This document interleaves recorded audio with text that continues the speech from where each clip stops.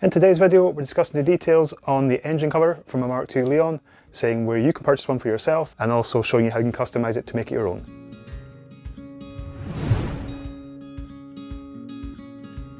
How's it going? I'm Kev and welcome to North Coast Workshop. Now, just before we get onto the subject of the engine cover for my car, I just want to say, first of all, a massive thank you. I really appreciate the support and encouragement a lot of you have been giving me recently, whether it's here on the channel or my Facebook or Instagram.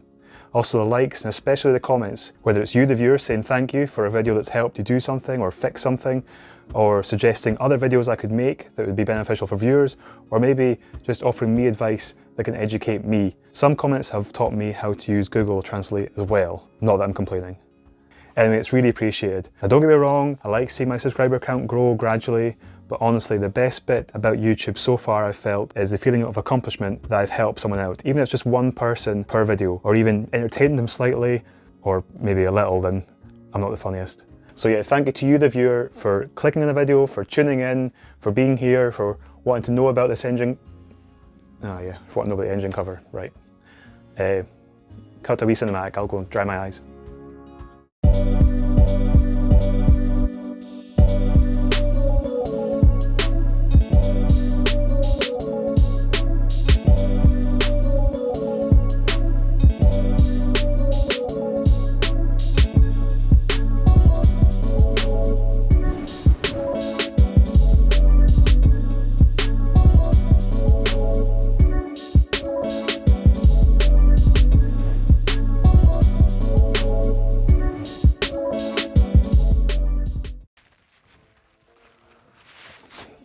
So first of all, a shout out to Simon, owner of a very nice blue Cupra R. Blue paintwork, gold wheels, kind of Scooby styling, very nice example.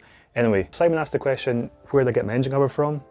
And he secondly then suggested, you know what, you should do a video on that, which I obviously have. So please don't be afraid to comment down below, even if you're suggesting videos. So yeah, be like Simon. Right, first of all, where is the original engine cover? So here it is. Obviously not attached. Anyway, the story is, once you attach an induction kit to your engine, this engine cover kind of becomes redundant. It incorporates the air filter in behind here, and obviously the trunking for the air filter that usually then feeds it to the front of the grille is now being removed. Try and put this back in place, this part of the engine cover here will interfere with the pipework for the induction kit. So then you'll be asking, why not just leave this engine cover off altogether? Well, it's to do with this panel here. Now imagine that Audis and VWs don't have this issue on their cars, but for Mark II Leons, what happens is this plastic trim panel, water gets under here along the edges and then comes through the holes for the clips of that trim panel. Now when the water comes through there, it lands on top of the engine, and usually cylinder 4 gets the brunt of the damage. It will go through the top of the coil, it will then lie in the spark plug area, and both the coil and the spark plug will start to corrode. Now what you can do is you can use silicone sealant on these holes to seal them up. A lot of owners do that, but I just wanted to put a cover back on my engine to protect the engine itself and especially the coil packs.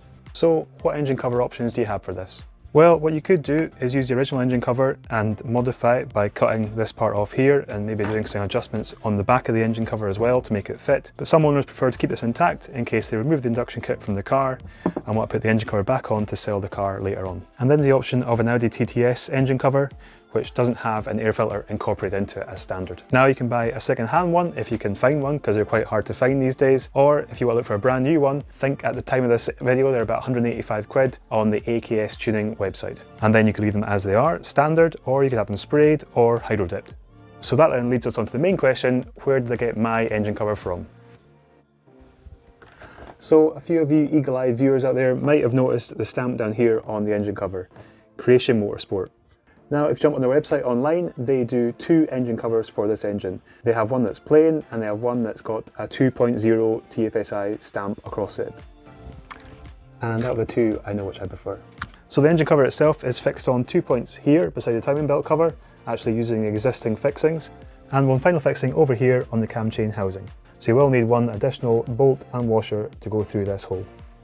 And just one quick tip as well when installing this, put all 3 bolts in loosely first of all, get them all started, and then start tightening them up gradually. Don't put one in tight fully, because then you'll struggle to put the other 2 in. You'll have to route the hose that goes to the expansion tank through this hole here. That's not a big job. And also I have just put a cable tie on this hose from the diverter valve. It was just to stop it from rubbing it against the edge of the engine cover because I thought it was getting quite close. But this shouldn't be an issue for anyone who's got a KO3 turbo because this pipework won't be here. So finally, how would I customise my engine cover? And the answer is simply boot badges, or tailgate badges if you call rubbish trash.